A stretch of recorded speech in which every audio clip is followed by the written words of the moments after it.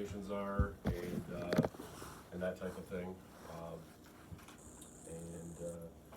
I am a multi-engine commercial instrument certified pilot.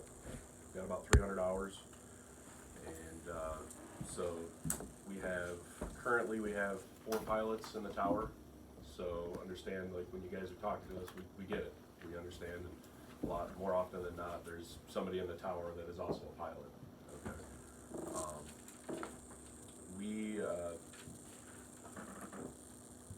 Okay, I guess we'll start out with, who thinks that air traffic controllers are sky cops?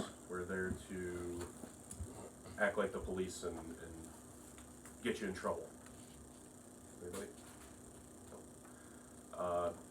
Overall, our main job and our main focus is to make sure you're safe. We are there specifically to provide you guys a service, okay?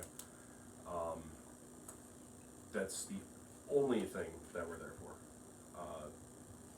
Because of that, we do have certain latitudes with the clearances, giving you guys clearances and everything that allow us a small amount of authority to do so and direct you, to ensure you're safe. Make sure you got spacing and correct sequencing and everything into the airport. Now we have a very large book that has all of our rules that we have to abide by to ensure these things. Kind of like the FAR aim, and we do use the FAR aim in a lot of instances as well, but our book is a separate order through the FAA that directs and guides us to ensure that everybody's safe and everybody's happy and everybody's getting what they want to the best extent and the most efficient extent. If you want to step into it. Yeah, sure. Alright, well, like I said, I'm one of the main patrollers that work up there. I'll be up there this afternoon in case you guys tend to fly in. Expecting some rain though, so I don't know if we'll be seeing too much of y'all today. But I mostly came over here because my main goal is also to kind of help people understand not only what we're trying to hear from you guys, but we want to understand what you want, what requests you make. One of the biggest things I talk to pilots about all the time that come into our control tower for tours, or people that I talk to that I just run into, is like, what do you expect from us? Like, I expect you not to keep secrets. Tell me what you want to do. Don't tell me what you want to do when you're ready to do it. Tell me beforehand a little bit. Give me a heads up, and that way I can plan for it. If I've got other planes going on, sometimes that request I may not be able to fulfill it in the way that you want, but I'll do everything I can to make it work out safely and as effectively as possible. So if you're telling me you're coming in just for pattern work, I may ask you, say intentions after your pattern work. And that way I know you're going back here to Sparta, or if you want to go somewhere else. I have your VFR departure instructions ready. If you want flight following, I've already got a beacon code set up for you, so I'm not trying to set that up last second by typing it all in. And I have it ready to go, and as soon as you're ready to leave, I can issue you those departure instructions, get you out safely. If you want to go from, maybe you want a full stop and taxi back and do something, I can plan for that. So, and then the other part is, not only do I want to make sure you guys understand that I want to know what you're doing, I want to make sure you guys understand what I'm asking you to do, and that my main goal when I'm asking you to do stuff is to keep you as safe as possible. That is our biggest goal in our job, is to keep you safe. That is #1 priority every day. So that's what I'm here for. I did bring my wife. She's from Korea. She's from Seoul, so that's where I met her. This is GA. So if you guys have any questions for me, and in case I can't fully answer, maybe she can help me out. So I've got a little note here, kind of how we do these. So I'm looking at my phone. It's because I'm referencing my notes, not so much. I'm gonna play Angry Birds. Playing Angry Birds. Yeah, there you go. All right. So yep. Like I said, ATC. All we do, our whole purpose in life is keep you guys safe, get you what you want, get you on your way, right? So we have there's several different layers of air traffic control. You have what you when you come to Muskegon, right? You have the tower environment. So the tower owns out to average 5 nautical miles from the center of the airport, usually up to 2,500 foot AGL. Okay. Excuse me. And that's average across the United States. Some are smaller, so like Muskegon's actually 4.3 nautical miles instead of the 5. above that, above us, we have Great Lakes Approach. How many of you have talked to Great Lakes Approach for flight following? Okay, so that's our approach control. And they will, on average, approach controls typically own up to flight level 180. And their airspace isn't a defined average across the NAS. It's different for every approach control, how they divide it up and where their frequencies and radio towers are and everything. So like Great Lakes Approach, you could talk to Great Lakes Approach from just north of South Bend, Indiana, just north of the state line, all the way up to almost north of Saginaw, over to Flint, and almost up to Ludington. All right. Above them is Center's airspace. All right. And if you're thinking about that upside down wedding cake, right? They have the biggest portion. They own up to 60,000 feet, typically from flight level 180, but they can also own down to the ground. So if you go into northern Michigan, right, north of Great Lakes Approach's airspace, which if you drew a line from Saginaw to Ludington, give or take, is typically Minneapolis Center, and they'll own all the way to the ground, or all of Class E airspace anyway. And they encompass everything else, and that's also known as en route airspace, right? Chicago Center and Cleveland Center, and there's about 14 centers across the United States, including the Guam and the Hawaii, Alaska, and Puerto Rico. So we have, I think, 9 operational control towers. Some of them are contract towers. Some of them are FAA control towers in the state of Michigan. We have 2 approach controls and a center controlled airspace in the state of Michigan, right? So as you can see, the bigger the farther up you go in the chain, the more airspace they all own. You go out west to the west states, some centers out there will own multiple states worth of airspace. It just depends on where you're at. Obviously, the busier, the smaller that gets because of the more volume and the more aircraft that particular center owns. So their airspace will actually shrink based on that.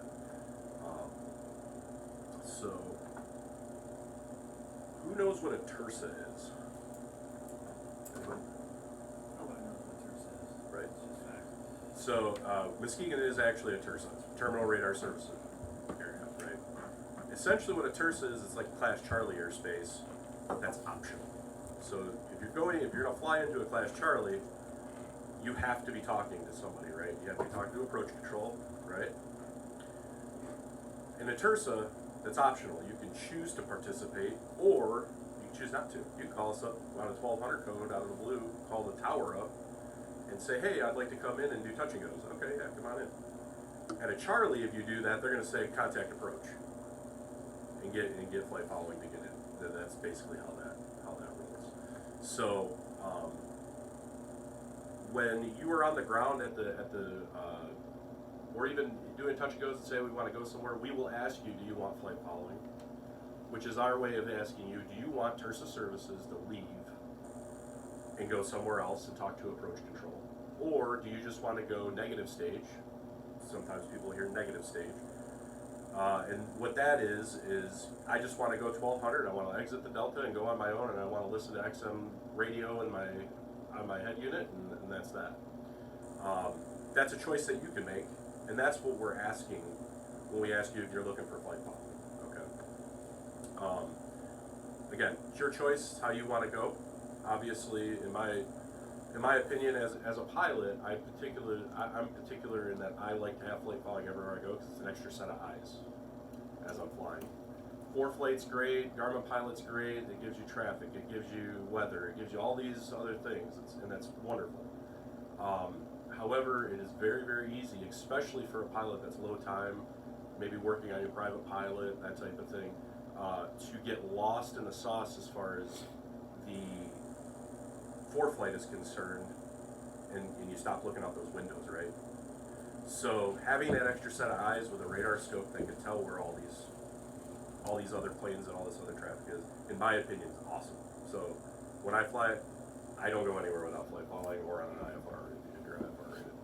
that's my personal opinion. Take that for what it's worth. Sometimes it is nice to go, you know, if you're going up to northern Michigan, fly around and listen to the radio and just have a great time. But maintain that vigilance as you're doing it to be looking out those windows, right? So that's what we mean when we're asking for flight pollen, or if you want flight pollen, is are you looking for these extra services that we can give you via radar with approach control and different separation minima that we're required to give when we're giving you tertiary services, is what that means. Okay. What do, so anybody here tell me what you need when, to enter a class Delta? Which is what Muskegon Airspace is? Got to chat with him. We just got to chat with him, right? Yep. So you need two-way radio communication, right? What constitutes two-way radio communication? Gotta show them the hack, that's not fair. Anybody?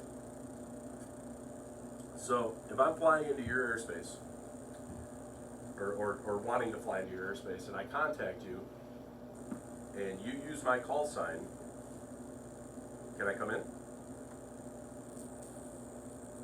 If I call up and say, I'm November 1, 2, 3, 4, 5, like to come in and do touch and goes, and you say, November 1, 2, 3, 4, 5, stand by. Does that give me clearance to come into into the class Delta? He nodded. You got it. Yeah, that's clearance to come into the class Delta. If I don't, if a controller does not expressly tell you when using your full tail number, you need to stay, you know, remain clear.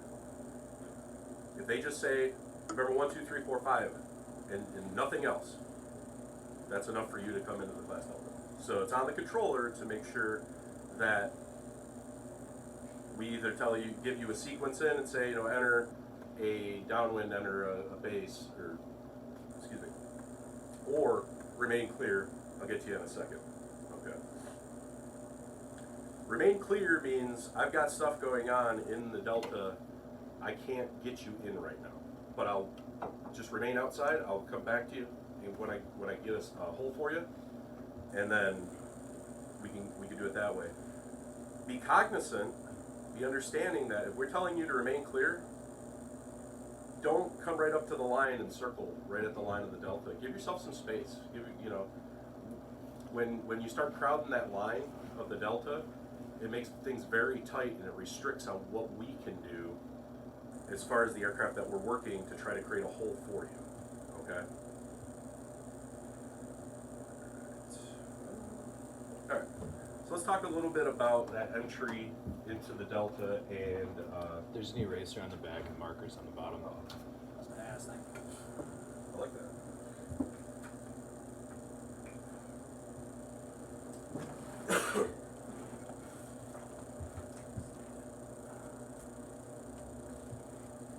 Sorry, I'm not Picasso. My apologies. That was pretty distracting. Alright, so we have a runway. And you're, let's say that. There we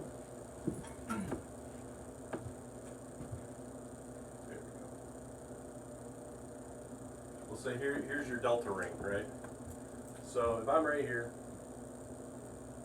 and I call Ian, and I say, hey, air traffic control, I'd like to come in and do touch and goes on, we'll say this is 9 and 27, 72.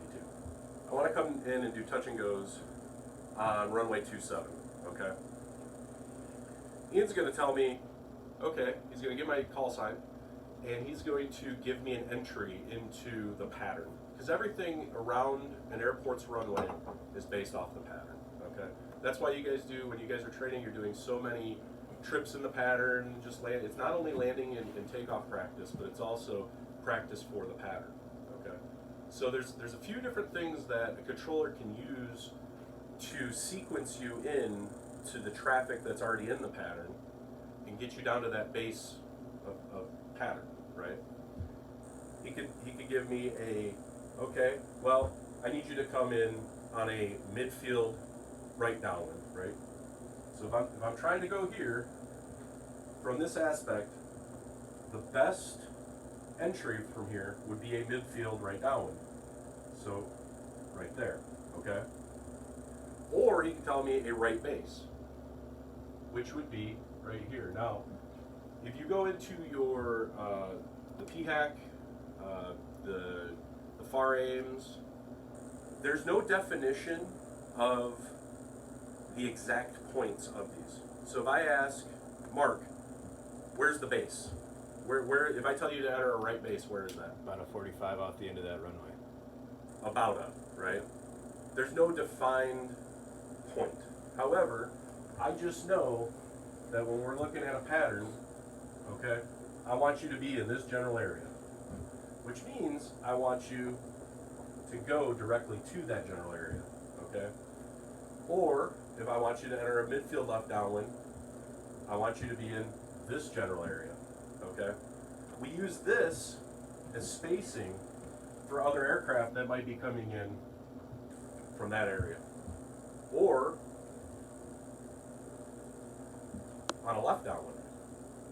If any of you guys don't understand anything he's saying, please say something Yeah. right now.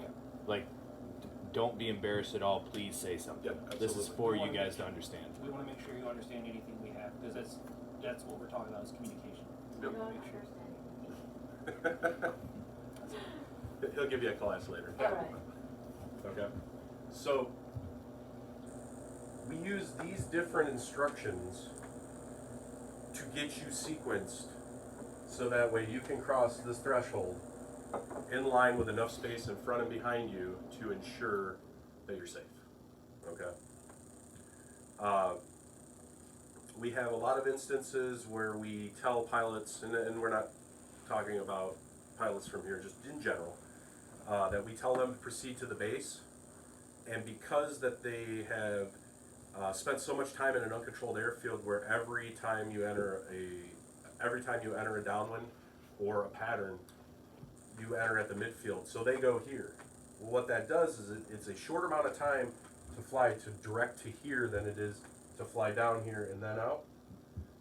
That creates more time for them to get where we need them to be, which possibly puts them in conflict with other aircraft, right? So when we're given these instructions, if you don't understand, ask.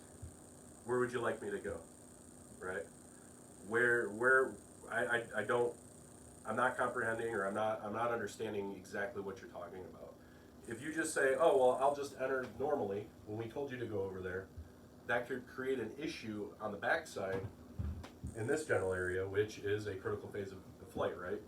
When you're low to the ground, you're slow. You got other aircraft that might be faster than you. So don't be afraid to ask the question, okay? That's very, very important. We're up there to answer your questions. That's the service we provide to you, is to answer these questions. Other things that you'll find in the pattern that we do is we will give extensions to create spacing. So as you're on the go, you do your touch and go, and you're on the go, and we say, extend your upwind, I'll call your crosswind. That means just keep flying straight out on runway heading, right? Because I want to create more space here, so that way by the time you get back here, you're fitting into a hole that we've created, okay? We've had a lot of instances where we say, extend your upwind, and in our opinion, the instruction, although it was read back and acknowledged, wasn't understood. And the reason why we know that is because the aircraft departs the runway, gets to about right where a normal crosswind turn would be, and just starts turning, right? That's a problem, that's a safety issue. And we're trying to keep those things from happening, because now, when you get to the backside, the space we were trying to create no longer exists. So now we're trying to put aircraft, time aircraft, and you took a huge chunk of time out of our spacing, and then that creates problems on the backside. Other things would be 360s. Who's gotten a 360, make a 360 in a downwind? You've gotten one? Did it feel weird when you got it? Okay. All that is I want you to make a right 360, and you should always be turning away from the runway. Alright? If I need you to turn over the runway, I will reiterate, make a left turn over the runway. It's very, very rare that it happens, but it could. But for the most part, you should be turning away from the runway and making your 360 out. Again, we're just creating space here. That's all that is. Because essentially what we're ending up with all of these instructions is ties down here where if I let you fly a normal pattern and I let this guy that's coming in on a 7-mile final, and when you get to 2 miles or when you get to 1 mile or right in this general vicinity, both aircraft are going to try to occupy the same space at the same time, right? Which doesn't work. Gets to be very loud, a lot of paperwork. Not fun for anybody involved. So 360. Nobody's Tom Cruise, okay? If we're asking you for a 360, we don't need we don't need you to bank and crank it, okay? Your 360 should not look like this. Take a nice lazy 360. If you need to tighten it up, if we need you to tighten it up and go a little bit faster, we'll tell you, hey, can you make a tight right 360? But if we just say make a 360, nice lazy, standard rate turn. That's all we're looking for. Just a standard rate turn, and then back into the downwind you go. By the time you come out of that, typically at that point you're getting a clearance for a touch and go or a landing or whatever your request is. Okay. Other instructions you could be getting is extend your downwind. You're going to be following traffic, right? So that is, I just need you to fly the reciprocal heading of the runway you're intending landing, right? Your downwind leg. Just keep flying straight out that way. But if you're getting that instruction, it means that there is an aircraft that we need you to go behind coming in on this direction here on final. So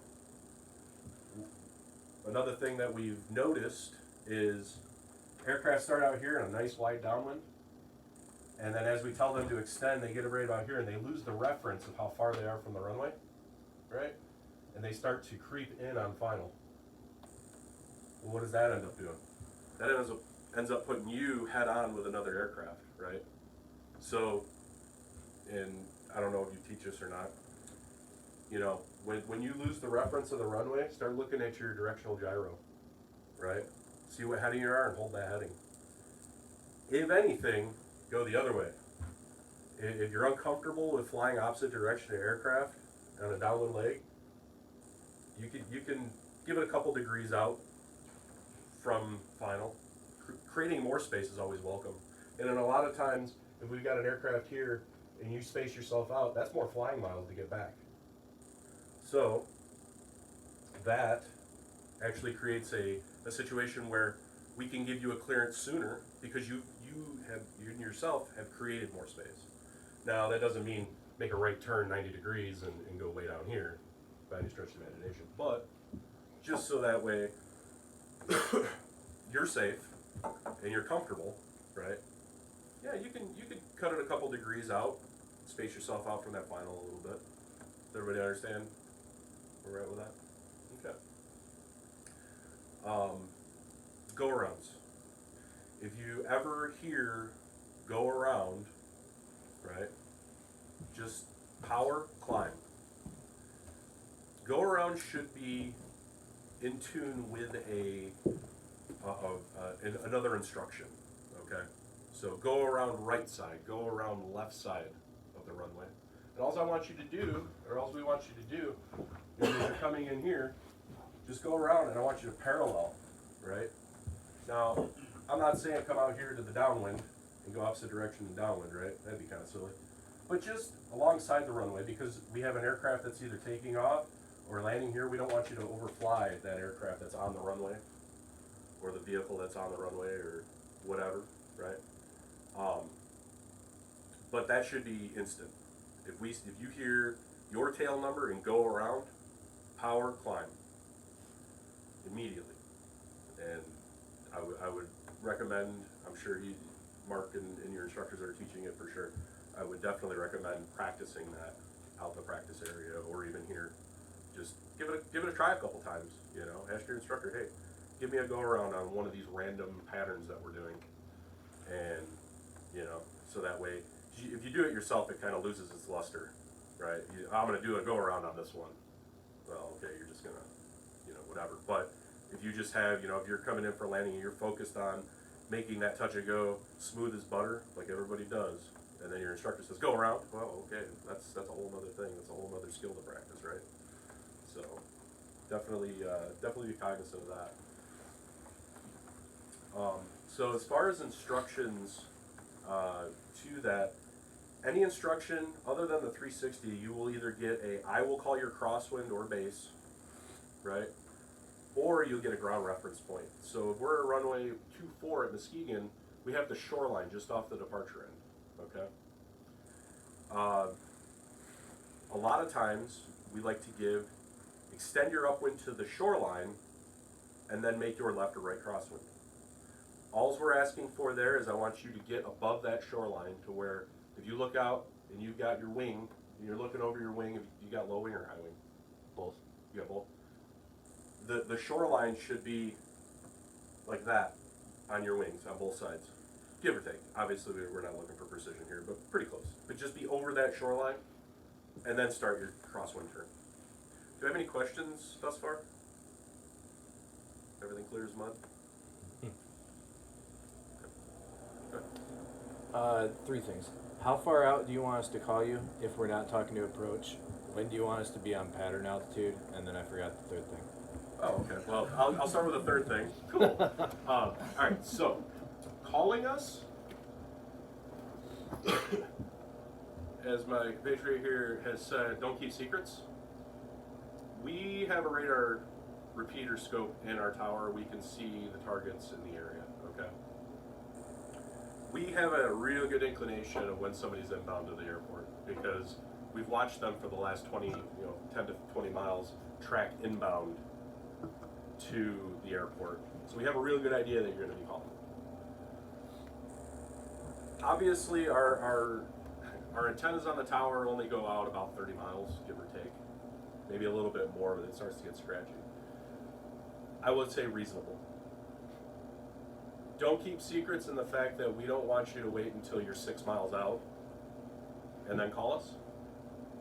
But if you happen to be in a practice area and you're 6 to 7 miles outside of the Delta and you're just doing circles and loops and everything, you're like, hey, you know what? I want to go do some touch and goes at Muskegon. Yeah, feel free to call us. That's fine. Typically, on average, we would say 10 to 15 miles is what we see most people do. And do you guys use ForeFlight? Ish. Okay. So if you're looking at ForeFlight Garmin Pilot, and you see that we are inundated with traffic, call sooner. If there's nothing going on, you know, and you can also do that by tuning the frequency, right? Listening to our frequency and seeing if a controller is just going, and we got 5-6 aircraft that we're dealing with. Yeah, call sooner. Let us be able to plan for you sooner, right? That'd be the safer option.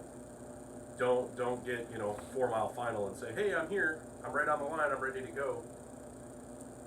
Doesn't give us a lot of time. Doesn't give us a lot of options as far as what we can do. And really, our job is to try to efficiently give you what you want, right?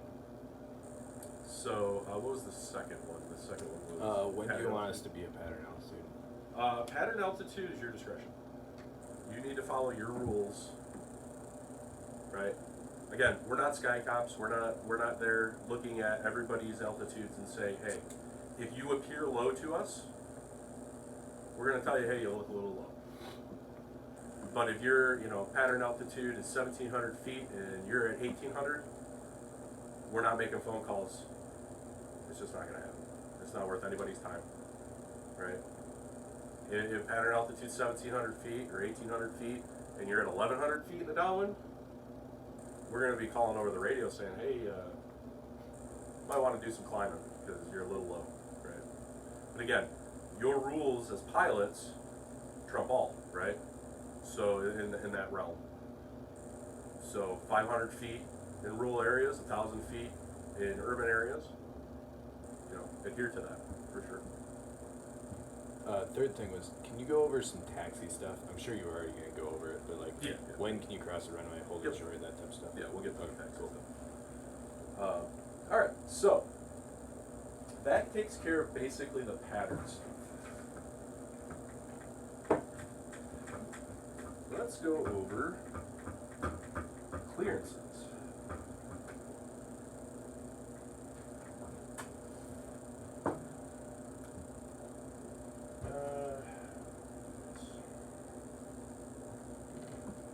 We're gonna go with a smaller runway.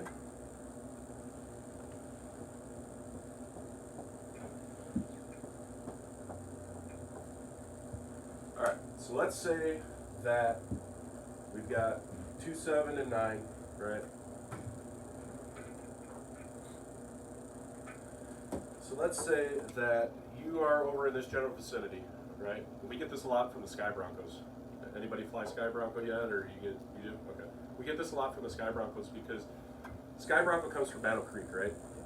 Battle Creek is almost an exact 180 degrees of runway 32. Okay, so it's like a 142 heading from the center of the airport. All right. So if I could turn this, I would. But let's say we get an aircraft trekking in from an airport in this area, and they're coming inbound, and they're like right here. And they call up and they say, hey, we're inbound for a touch and go to return to Battle Creek. Okay.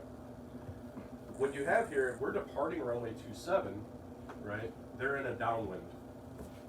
Now, I know on the Sky Broncos, I'm not sure what GPS they use. I'm assuming it's probably a Garmin 430.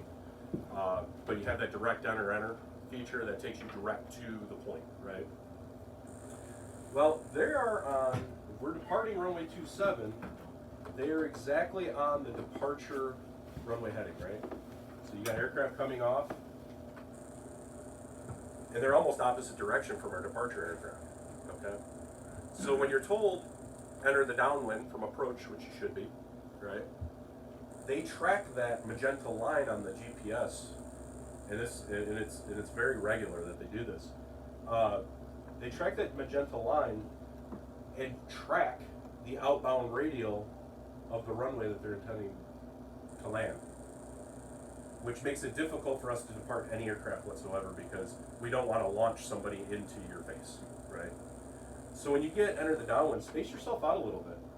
Instead of tracking that magenta line, once you see the airport,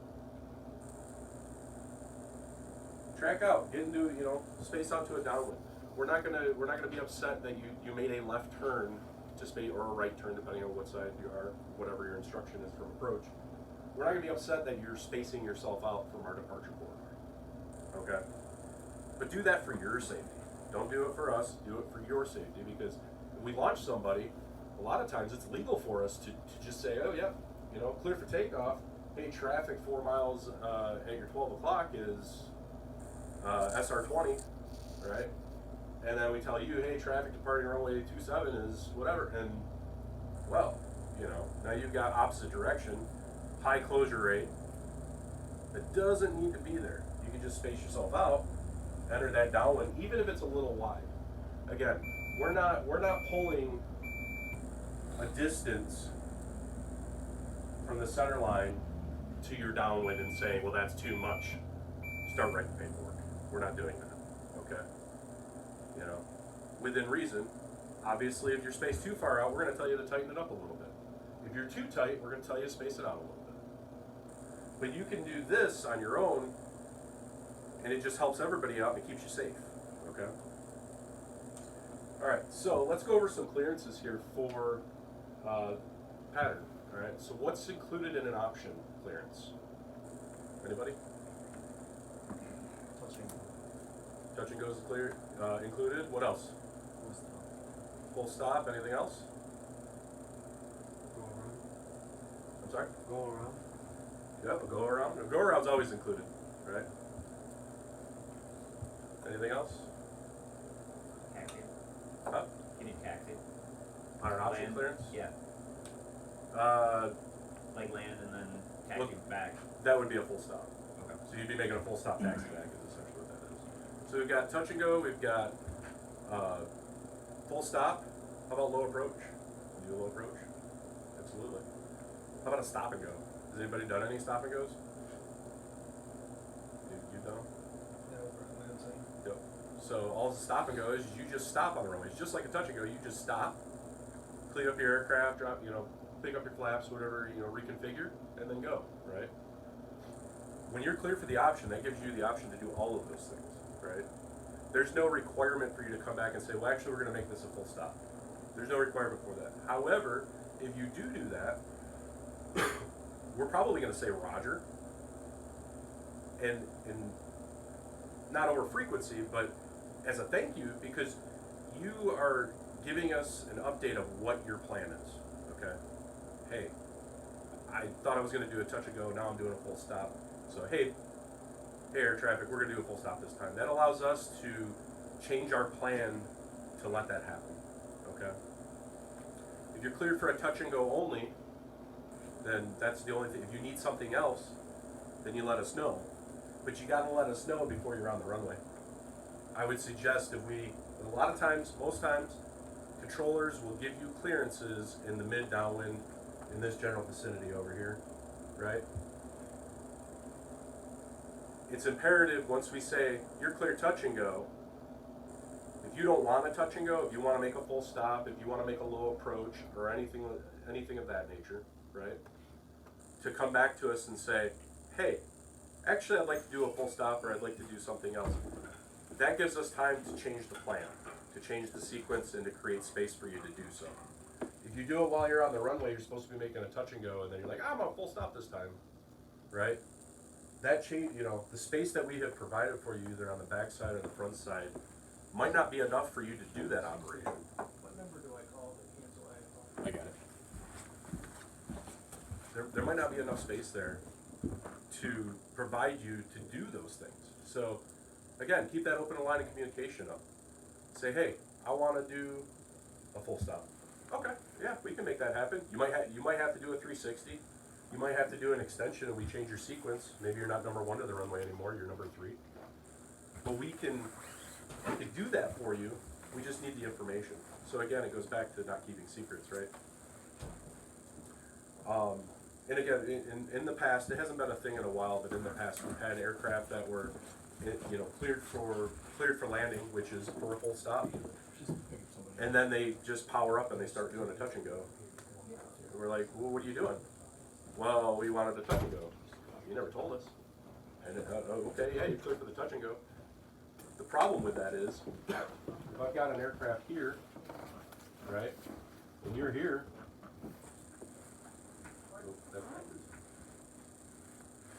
right? That creates a problem, right? That could create a safety issue because now we got an aircraft that's 2 miles in the upwind, opposite direction of where you're climbing into. So now you're climbing into somebody else's face. It could be dangerous, right? The legality of it, if you're both VFR, hey, traffic, okay, have fun. On our end, that's not something that we want. Even though we can do it, it doesn't mean make it a good idea, right? So, again, keep that open line of communication, saying, hey, this is what I want to do. This is my plan. We're all for that because it helps us do our job easier, better, faster, right? And it allows us to give you what you want faster without wasting so much gas and time, right? All right. Ian, do you want to go over taxi? Yeah. I actually had to put some notes in when we talked about it, so I know some things I want to go over. Perfect. Alright.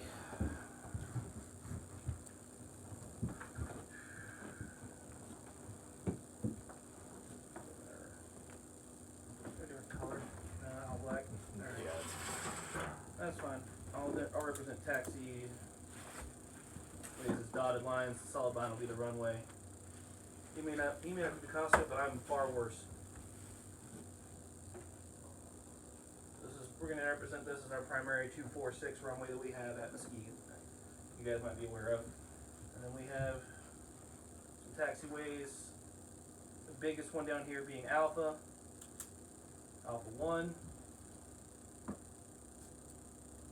Oh, that looks more like. Backside. Oh, well, I wonder what you do with it. Hide toys from me. Would it be easier if I put up the taxi diagram on the TV? Yeah, you could, Yeah. It saved me some embarrassment. I appreciate that. Alright. Well, while he's figuring that out, a little bit of my background. I was U.S. Air Force, air traffic control, radar control for about 6 years. And in that 6 years, I spent a little over a year in Osan Air Base. So I did get to spend some time in Korea. Absolutely loved it there. Wish I could go back. Maybe not work that airspace because that airspace was a nightmare, but it was a lot of fun. One of the things I actually did want to talk to you guys about today, in my experience, I got to work not just with the Korean Air Force, but a lot of the Korean regional pilots flying Airbuses through our airspaces. On top of that, we had one of the Korean Air Force guys who worked in our facility with us. So we worked very closely with Korean controllers as well, and it was a fantastic experience for me because I got to learn a lot from the way the Korean controllers did things, the way we did things. Korean controllers actually have bigger responsibility for separation than we do. They have to have more separation than we would normally have to, and that sometimes caused some problems because we would argue a little bit over the landlines. Hey, you got your guy too close to me. I said, no, our guys are fine. We don't need that much space. Well, they did. So it was sometimes a bit of a difficult thing. That being said, I did notice some things that can sometimes cause hiccups in communication. So this is one of the things I wanted to come here and talk to you guys when I heard that there were going to be a lot of Korean students. So if you guys would humor me for a second. Something that I think we have an issue with a lot of young pilots, and this isn't so much with this airport or any other training school, is something people are kind of scared to question something that didn't sound right. So if I say something over the landline, over the frequency, and even if I said it confidently, but you're thinking in your head, that doesn't sound safe, like something doesn't add up here. It's okay to make sure, don't argue, but come back and make sure that you understand the instruction that I gave you. Ask me the question. And maybe I did make a mistake. I would feel better knowing that you 100% understand what I was saying and you are comfortable with it by asking me one more time than just ignoring your instinct and attempting to do something that you may not fully understand or you may not be comfortable with. And if you have questions about it, I'll do my best to answer it. Most controllers will as well. But please do not be afraid to ask us if you're not 100% certain what we're asking you to do. Just don't argue about it. Does that make sense? So this is something we come across with a lot of young pilots, a lot of students from pretty much every flight school, including our local ones at Mkg. And again, I've told every single one of them, I would rather you come back and ask me and be 100% sure you know what you're doing. And even if you're not certain, like, did he give me that clearance to land? Like, you called me 15 miles out, I told you, I got nothing else, so I clear you for the option, or I clear you to land 15 miles out, and it's been 10 minutes, and you're still flying inbound, and you're like, wait, did he clear me? I would feel a lot better if you just asked me right then, hey, are we cleared to land? Even though I know I gave it to you, I'll give it to you again just to make sure you know. I want to make sure you have the entire picture. So please do not be afraid to ask to verify for me to give it to you again in case something happens, because that does happen. Any questions on that? Y'all got any questions for us while we're waiting for this? It's kind of a silly question, but whenever you want, if I want to, like you just said, like clear for landing, but I forgot if you make me clear or not. Is it okay just say like like, are we clear to land, or like do I have to follow the rule just saying like a request for clearance for taxi or takeoff landing? So long as I understand what you're asking, yeah, it's fine to just ask, like, hey, were we cleared to land, or were we cleared for this option? Affirmative, whatever your call sign is, you're cleared for the option, or you're cleared to land. I'll reiterate it, and that way I know now that you know what you have, and we don't have any questions. So, again, no bad questions here. Again, this is what I'm talking about. I want to make sure everyone here understands 100% what we're saying, and I want to make sure I understand any questions you have so I can answer them right. So, secrets are a big thing. We don't want to keep those. Should be popped up in a second.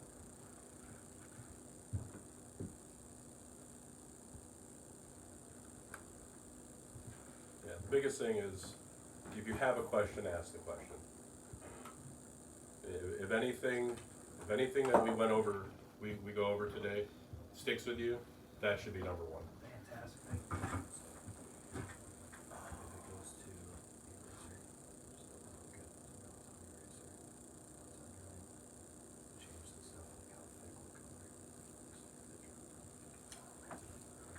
need a degree to work on your tablet. All right. I'll do my best not to mess this up too bad. All right, so taxi If you instructions. go like that, you can zoom Oh, fantastic. Alright, so for this talk and for anything I go over, I'm mostly going to be focusing on our primary runways, which are 6 and 2-4. That's the one we probably use the most at Muskegon. So our biggest taxiway obviously being Alpha, going down this way, and the... You're gonna need to zoom in a little bit. Oh yeah, you ain't kidding. Alright. So, obviously you guys don't have to get taxi instructions here. You just talk to each other on the frequency, make sure you don't hit each other. That's simple. For us, it's a little bit different. No, well, finger also draws on the line. I'll have to not do that. For us, it's a little bit different. So, we do have some rules about what we can do at our airport, what needs to be done. Any taxiway at our airport is considered a movement area. For anyone to move on the movement area, you have to get permission from us. In fact, just yesterday, we had some maintenance guys trying to work on the movement area without permission from us. And we had to get on them about, you need to tell us before you go out on taxiway, I think it was hotel or golf or something. Someone was out there being silly. But, so anytime you guys call for a movement area, we're gonna understand where you're at, first off, and then understand where you want to be. So if you're calling us from the ramp, let us know you're on that ramp, because maybe when you came in and landed and that controller texts you and another controller's come up and they don't know you're on that ramp, they don't know your call sign, so they're looking around trying to figure out where you're at, because we have ramps up to the north, south, west, and obviously the main FBO, which is where most of you guys, if you taxi in at full stop, that's where you'll be, is the main FBO, getting gas or taking a break. It's always a good idea to let a controller know where you're at to start. Hey, we're at the, what's the name of it now, flight level? Executive, sorry, it's changed names in the 3 years. I've been here about 5 times. So I guess it's executive FBO now. Hey, we're at executive FBO, we're looking to go to runway 24, and then you're gonna tell us your request, or whatever runway you're gonna go, whatever your request will be. And then we'll look at we obviously know what our airfield layout's gonna be, so we're not gonna be looking at the map. We'll give you the instructions, whatever they may be, and if it's 90% of the time, it's gonna be coming out hotel to Alpha, down at the end of the runway. Hotel being the main way in and out. And then we're also gonna give you crossing instructions. Now, the only time you guys can get on a runway, whether it's the active runway you're taking off or not, we have to give you permission to cross it. If we don't tell you to cross it, you cannot cross it. We just tell you to taxi Hotel Alpha. Even if we don't tell you to hold short of runway 32 here, you still cannot cross or enter that runway until we say specifically cross runway 32. Sometimes people are getting in a hurry and they're talking to someone and they got a few other people to talk to, so they just give those quick text messages. They should be telling you to hold short, but if they don't say it, you still cannot enter it. This is something that we had an issue with a while back with the vehicle. Not a pilot, but actual one of our county vehicles who got a little confused. Wasn't told he could enter the runway, entered it because we didn't tell him to hold short. So once you get down to the end, we'll tell you can cross the runway. So let's say you're taxiing on an Alpha, you're ready to go. Like, you don't need to do your run up. You've already done your checklist. You're ready to go. Sometimes we have pilots who do that. I don't know how your school teaches things. I'm sure. I think most of the time I deal with you guys, you do your checklist at the end, right? For your run ups, correct? Some pilots will do their checklist beforehand and be ready, and they'll tell us somewhere out here on Bravo, hey, we're ready to go at the end. I cannot clear that aircraft to take off until they have fully crossed any other runways that they're going to be. So I can't give him a clearance until he crosses 32. Once he has crossed all runways, then I can give him a clearance. So I get pilots sometimes, mostly it's our local guys that say, hey, we're ready to go here at the end, and they're still crossing a runway. I just can't give them a clearance, and they'll question why I didn't talk to them for 30, 40 seconds. So in case that ever happens, that's just us making sure that you guys that we've got to follow our rules and we got that safe. Let me see if I can delete some of this. Boy, I made a mess quick, didn't I? Top right, there's a back button and a clear button if you want to just clear it. I like it. And blue's not showing up very well if you want to switch over to red. Might not be a bad idea.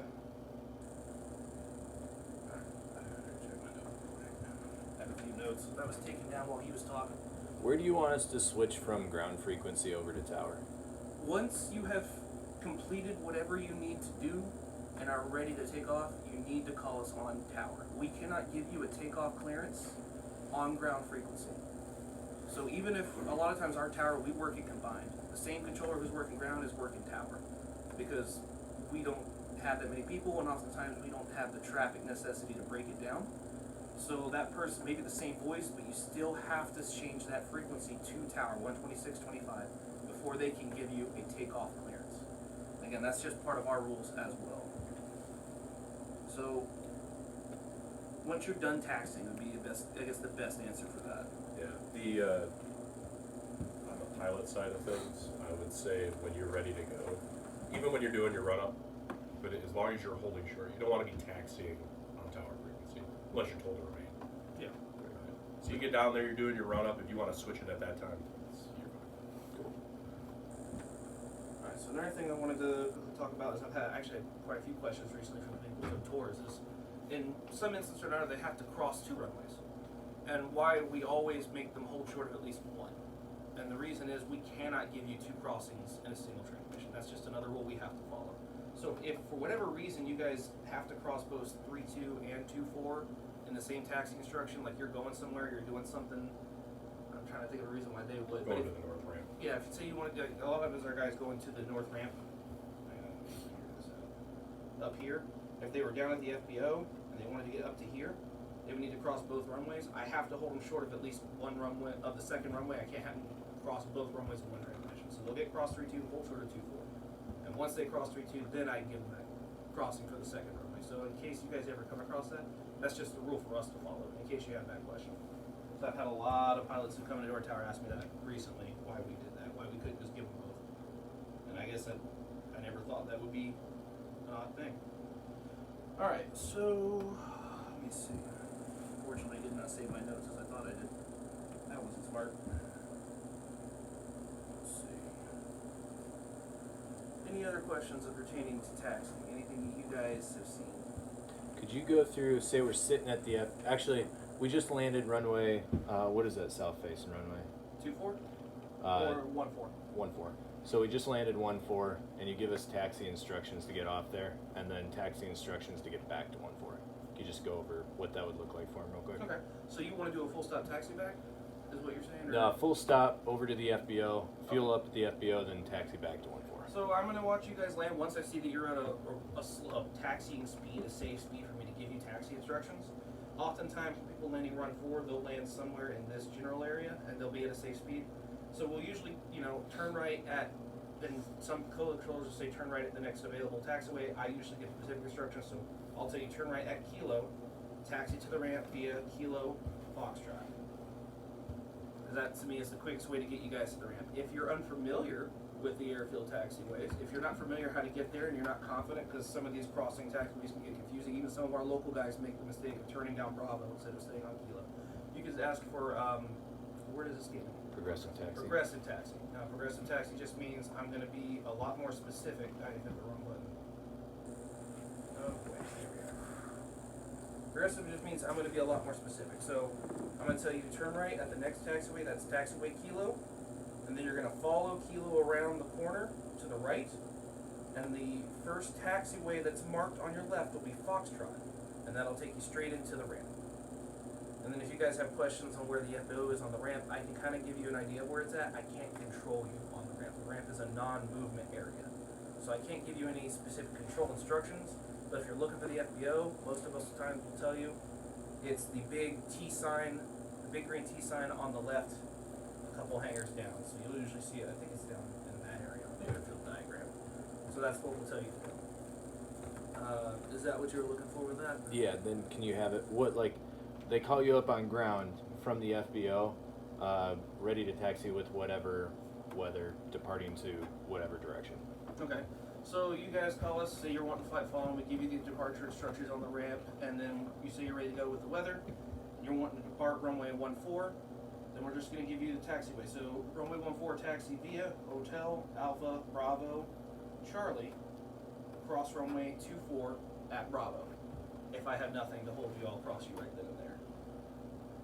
You guys will read that back, and we do need the read back full. We need the read back especially for that crossing, or if it's a hold short, we need to hear that hold short of runway read back as well.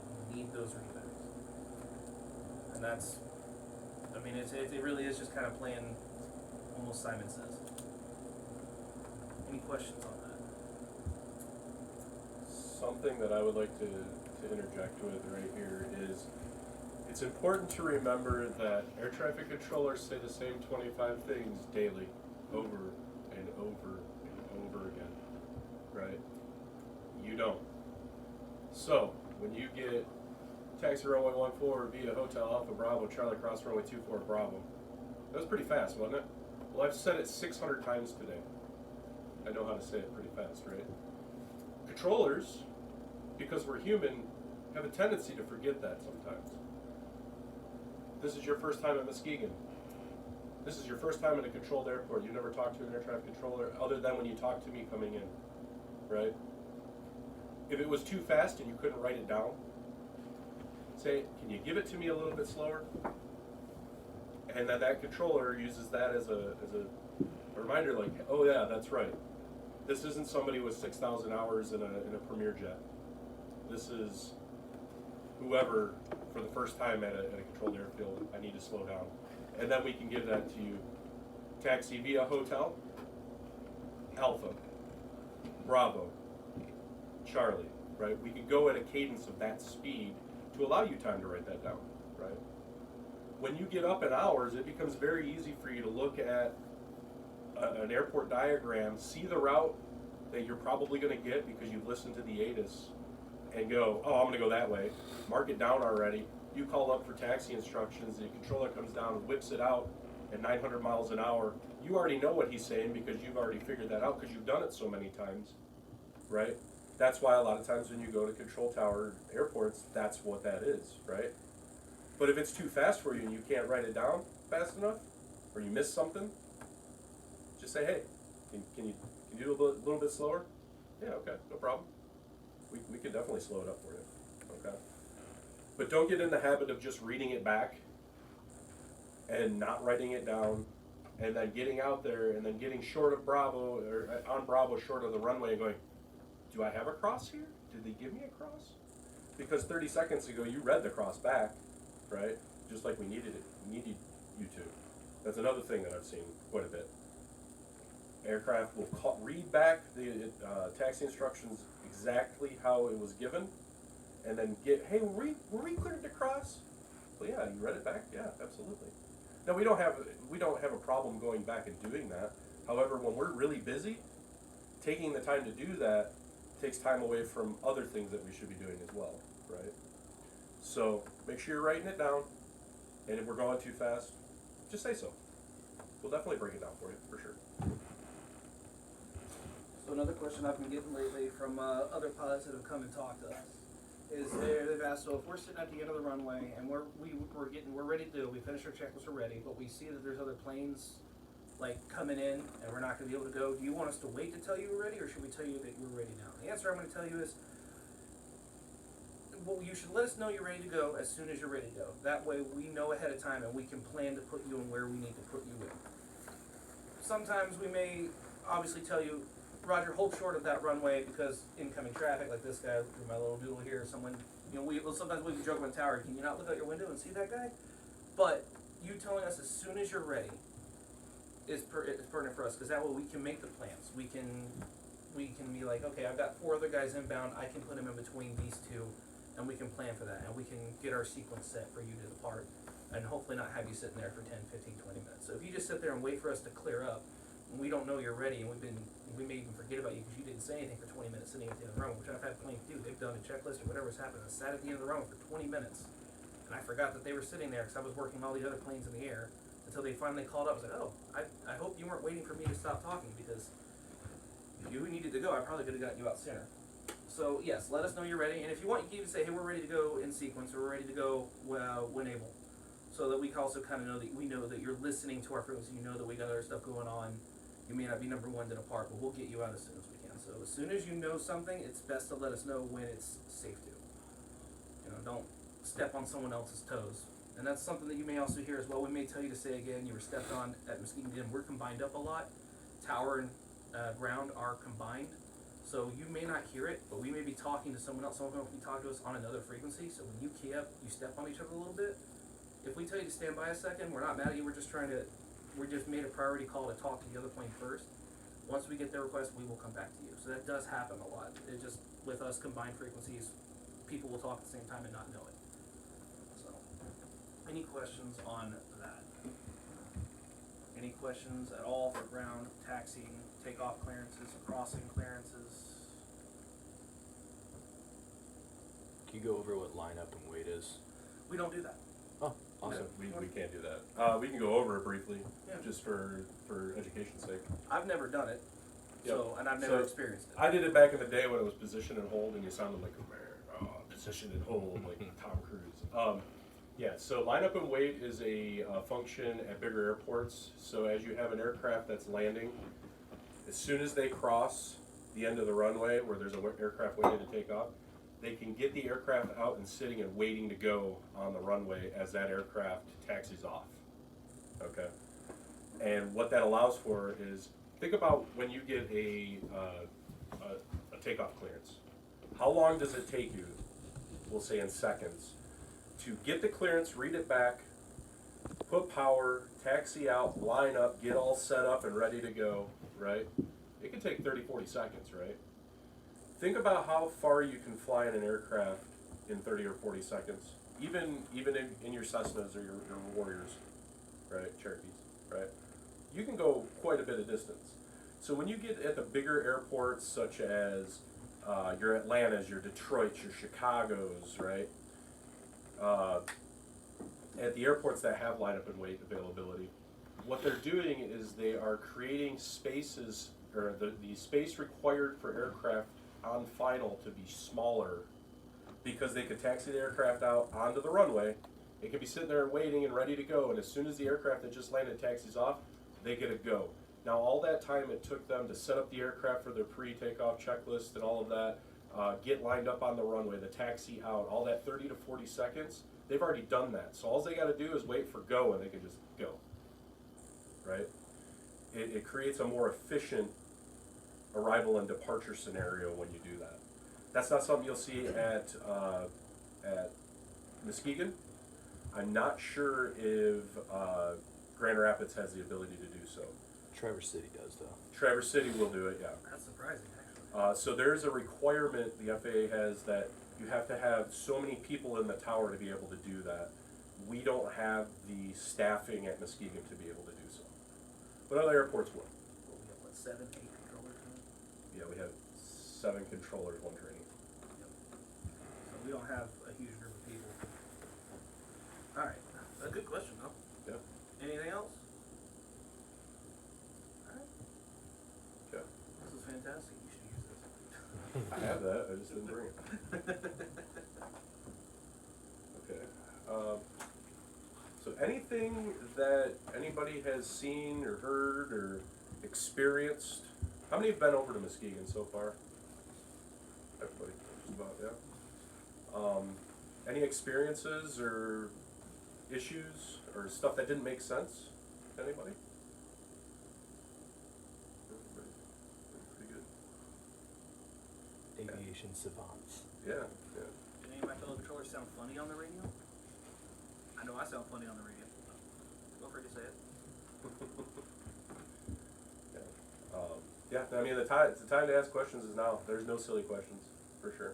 That's why we're here, you know. It's important to remember we put our pants on just like you do, backwards and upside down. Okay? If we're lucky, yeah. Yep. In the dark. Is there an option to tour the tower? Yes. There is. We can't take large groups right now. However, at any point that you would like to, get with your instructor, fly over, or you can drive over on your own if you'd like, but just call the tower, and it's going to be based on staffing availability, because because you're not a badged employee of the FAA, you can't have access that isn't with somebody with you. Does that have to be through an instructor, or is that something that? You could call over on your own and say, hey, I'm a student pilot over at Sparta, and I'm just curious if I can take a tour. If we have the staffing, we will absolutely make that happen for you. Some days are better than others. It's heavily dependent on just who's on staff at that day, during that day. Or even the time frame, because sometimes people do it when we're doing kind of like a crew changeover, so we may not have people be walking out the door while some people are walking in. Yep. You may have to give us 30 minutes to kind of get things cleaned up, then we can kind of give you that tour. Yeah. But if I could recommend anything, I would say call over well before. So if you want to do it in the afternoon, say you got a flight lesson between 2 and 3, and you're going to come over and play in the pattern between 2 and 4, we'll say. Call at 10 o'clock in the morning. Hey, I'm gonna be over at between 2 and 4 to be in the pattern. Can we do, can we work out a tour? The more leeway you give us in that regard, the easier it is to do it for you. If you call up just because you just landed and we might say, hey, it'll be an hour, or we can't do it today. Again, like I said, it really depends heavily on the status of the staffing of the day. KZ's on shift guaranteed. Yeah. Yeah, we have 2 controllers right now, 1 trainee and 1 that isn't CIC rated. CIC is controller in charge. So they're basically, they're used for that specifically. When they're not up either training or on position, they don't really have any other duties, so we typically, have them do the tours and the stuff. So, but yeah, no, absolutely, we definitely welcome the tours. Right now, we got some stuff with black mold and stuff going on with our facilities, so that's why, because we were going to try to do this in the tower, and then do everybody a tour and all of that, but we were cautioned away from that, so that's why we're doing it here, which could be easier for a lot of people, so that's good too. But yeah, no, we definitely welcome it for sure. It's an old tower, but it works. And it's all, I always like showing people our perspective. So, we can kind of look at this top-down view of the airfield all day long, but that's not what we're looking at when we're up there. Yeah. You can kind of see, and you can even get a chance if we actually have some planes come in while you're up there to see what it looks like when you guys are doing your low approaches or your takeoffs and your landings. So what we're looking at, what we're looking for, and how that kind of looks up. I always recommend if you get the opportunity to come up to a tower, and it doesn't even have to be our tower. Most towers will be willing to give you a tour. Again, call ahead of time, talk to the people. They'll probably try to work you in. I know Rapids has given a tour before, and I actually just went over to Detroit Metro. I took a tour of the tower and the radar room. That was a phone call.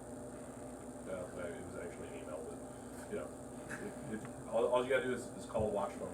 Say, hey, I'm interested, and they'll work it out for you, for sure. first they'll do is say no. Yep. Or you. Or laugh at you and hang up. Yeah. I've got that. Any other? Just out of curiosity, how many consecutive hours do people in tower work? Okay. Because they might need rotations and stuff Like how much do we work a day, or how many at a time. at a time? So it kind of depends heavily on what we have. If it's just a normal day where we are expecting not too much traffic, and we're gonna have only 2 controllers on staff for a shift, we kind of rotate 1 in, 1 out, so that we have one guy maybe on break for a while, but they're on call, and the other guy is actively working traffic. So a standard shift for us will be up there 4.5 to 6.5 hours, depending on training and staffing needs. And then the other rest of the 8-hour shift, because we do work normal 8-hour shifts, is in the facility, or if we have to run out and get food, we're allowed to run. But yeah, but we're always potentially on call and call back up in case something happens, an emergency or some strange phenomena. Or even just volume. Even just volume, yeah, because if it gets busy, I've had to call, hey, I need help right now. I've got more than I was expecting. I need to split ground off so I can focus on the planes in the air. Doesn't happen often, but we're there and we're capable of doing it. Good question, though. Any other questions? What does the process to be ATC look like for a non-military civilian? Because I'm thinking that's kind of like a guy like me. Say I'm interested in doing that. It changes all the time. There is an age limit that they can hire people at because we have a mandatory retirement age. So they can't hire you, was it 32, 31 now? So if you're not prior service, meaning you have if you have a rating as an air traffic controller either through a contract tower or the military, you can go up to 35. If you do not have that rating, it's the max age of 31. By the time you get a temporary officer. And Once you get the TOL, that locks your age. So like I got my TOL, I was 32 when I got my TOL, but I was prior service. I didn't get hired for 5 years. So I was actually 36, almost 37 when I actually got the firm offer letter. Right. Now, my situation was a little different than most. Typically, if you're doing an off-the-street bid, meaning you have no prior experience or anything, we've had people in our tower that they were running a shovel 8 months ago, for a construction company. They got it, they went to the academy in Oklahoma, and then they got to the tower, they checked out, and now he is at, was it Seattle Center? Yeah. Yeah. So, Roger. yeah. The possibility is certainly there. It's just hitting those time marks to be able to do it. They only hire every so often. All hiring for us is through usajobs.gov. It is a federal job, so that's where the federal government does all their hiring, is usajobs.gov. They put a bid out once or twice a year at most. You go through a whole hiring process where you fill out an application, work experience. I think they want, 3 or 4 years of progressive work experience? It's 3 years of progressive. I've got the next application window will be April 19th to the 22nd is when they're going to put the next announcement out. So you got to be U.S. citizen, selective service registered, younger than 31, 3 years of general work experience or 4 years of education leading up to a bachelor's degree or a combination of both, and then willing to relocate is like the base datum of where you need to be. And then you got to pass medical, which air traffic control medical is very similar to a class 2. It actually is a class 2, but it's a class 2 ATC. So you're going to involve an EKG, and the hearing test is a little different than what you would do. And I say that because that's the way it's supposed to be. A lot of times you go to the flight doc and it's the same thing that I did for all my my first classes for flight. Yeah, so you'll apply. You do. There'll be a background investigation through the FBI that you gotta complete. Once you get all that, then you wait on a class date. You go to Oklahoma for, depending on what route you end up going, you can either go terminal or en route. Terminal, it would be approach control or tower, and then en route would be the centers. And that schooling can go anywhere from 6 months. I think it's for terminal. I think it's like 12 to 16 weeks, depending on which route you go. And then en route can be like 6 months. It can be, but en route's difficult. Like, but you the pay on the backside is worth the time invested. And then once you do that, you'll get your facility. You go to your facility, and then training starts all over again. And then you gotta train on the facility where you're at, learning all of their isms. Once you get through that and you get completely checked out, you become a CPC, which is Certified Professional Controller. Once you get that, that's like the golden ticket that secures your place in the FAA. Within reason, obviously, if you have some egregious things that you've done as an employee, they can. But for the most part, it secures your place. And then after you CPC, your age limit no longer matters, so you can come and go. So if you come in and you work for 5 years and now you're 40 and you're like, I don't really feel like doing this anymore, and you go work for somewhere for a couple of years, you can come back. But there's retirement things that happen when you do that if you have enough years, etc. So that's down the road to think about or whatever. But yeah, April 19th to the 22nd of this year will be their off the street bid. Even as like an apprenticeship, when you get in, once you get to your facility, you're apprenticing, you're practicing, you're working underneath a certified controller who will be plugged in with the trainee. So if you realize we have training up there, we also have a person plugged in with that trainee, and that is there to, in case they do make a mistake and they're unable to fix it, or they lose the picture or something happens and they just can't work out the issue. The instructor can overkey, block them, or just take over instantaneously, preventing any kind of safety hazards.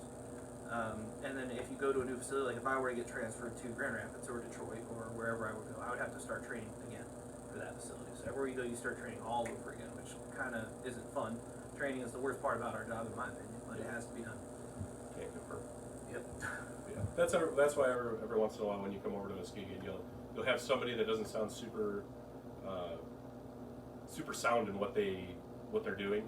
They sound very, and then somebody will overkey, and all the pilots that I've talked to, they call it the God voice. All of a sudden, there's another voice that's very stout. And, no, you're going to do this, and that's a trainee. they're up there training just like you are. So. Can they move you at any time?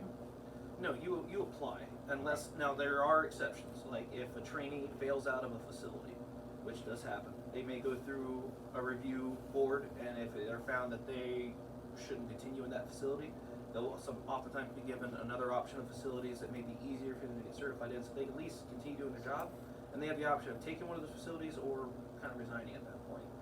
It's not really a lot much you can do, but for the most part, people who move, they're looking for somewhere else to go, so they're applying for other positions through, what do we call it now, the INSEP.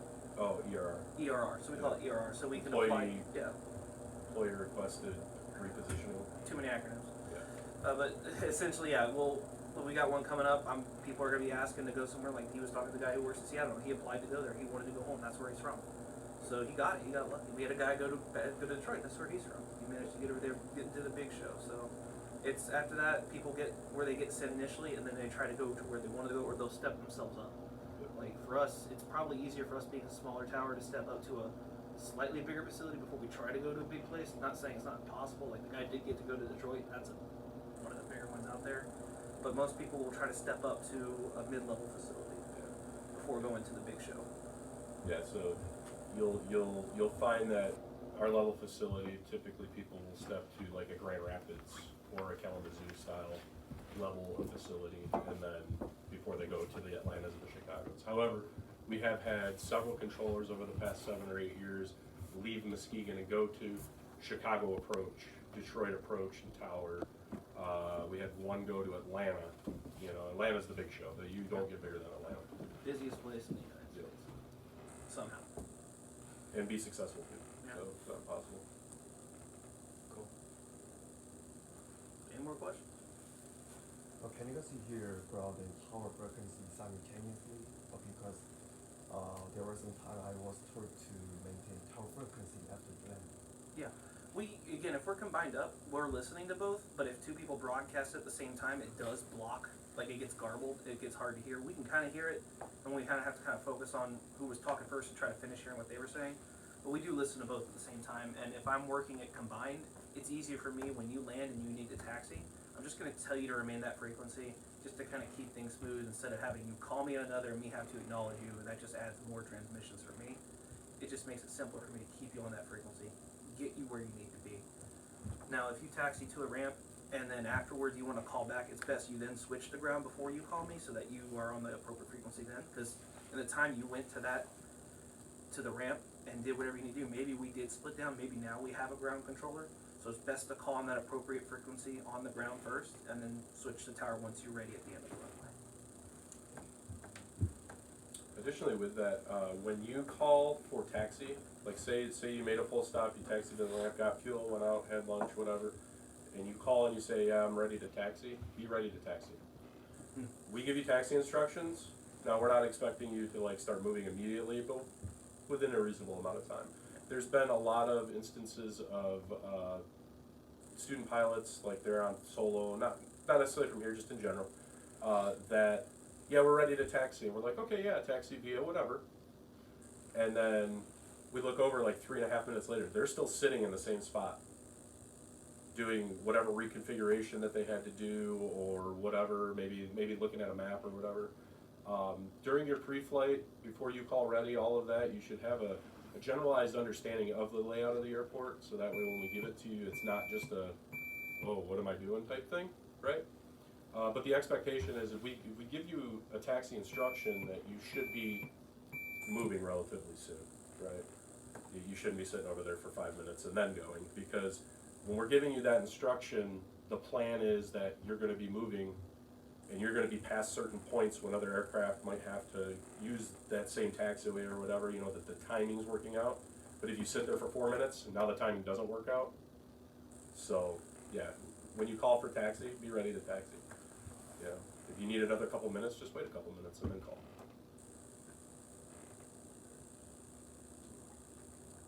Anything else? Good questions though. Why I'm here? Beautiful car ride. I know, right? All the cop cars on the side of the road really encouraging. We really appreciate you guys coming out. Anytime. Like, this is fantastic. Yeah, absolutely. Yeah, I definitely like this kind of stuff because I think it helps across the board in the Yeah. In my opinion, we only have two kind of trouble spots for pilot training in our airspace, and one's from Zealand, one's from Bowling Green, and that's about it. Yeah, Bowling Green. So. Are you an instructor? Yes, ma'am. Is that the private aviation school? Why do you have so many Koreans here? They come over from Western to get their private, so they can go straight into instrument at Western.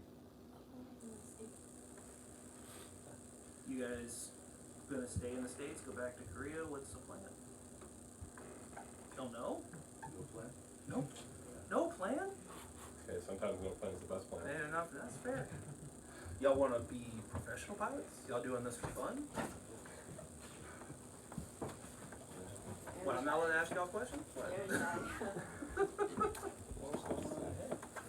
Let me ask you this, y'all wanna eventually fly the big planes, Airbuses, Boeings? Is that what your goal is? Your goal? That sounds good. You wanna do it locally in, back in Korea, or you wanna do like international flights? Wherever they hire us. No. That's a really good answer. That is a great answer, And man. it's a great time to be getting into it. That's fantastic. So I had, my instrument instructor, he got his ATP rating and he went to Envoy. And he stayed at Envoy for about 7 months. And now he flies A320s for Spirit. And he didn't want to go to Spirit, but they gave him the A320 type rating and like doubled his salary in 7 months. My commercial instructor, he went to Southwest Oh, and is now flying 737 MAX 8s. And he is making money hand over fist. He just got his captain upgrade like 2 months ago. And he loves it. He works like 3 days a week. That's not a bad way to go. It really isn't. Now's definitely a good time to be Oh, Western. a pilot, Yeah, so. Western. That being said, we'll help you in any way we can with trying to understand what you need. You're more than welcome to ask questions. If you have a question later, you can call us. If one of your instructors doesn't have a full answer, you're welcome to call the tower. Yep. And hey, you have a second? We have a question. And we are more than happy to answer because we want to make sure that everyone has the knowledge they need to do this safely. This is a busy job. There's a lot you guys have to do in that cockpit. There's a good bit we have to do in our control tower to make all of this work. And it's better when everyone has the picture and everyone knows what's expected. So if you have a question, please feel free to call us. We will be gladly answer that question. Yeah, definitely ask the question, for sure. If it doesn't sound right, you don't know what we just said, just ask. That's the biggest thing we want to push here.